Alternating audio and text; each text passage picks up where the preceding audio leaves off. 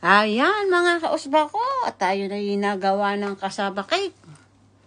Yan ho ay napakasarap at ang mga flavor po nini, gatas na malapot, gatas na malabnaw, itlog at saka po maraming butter. Ayan ho, sasalang lang ho natin sa oven yan. 20 to 25 minutes lamang ho, 180 degrees.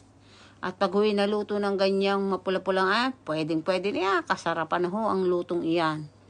Yan ho'y pag inyong in-slice ay naku po, ay lagkitang tulad ho niyan, oh. Yan ho hindi nakupis, ganyan po talaga ang itsura niyan, oh. Pagkakasarap ho niyan.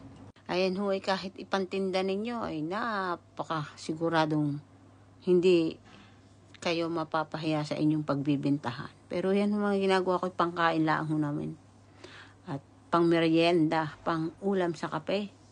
Yan ho, tingnan nyo naman kakapal niyan. Ayan ho, kahit ilagay nyo sa rep, hindi natigas.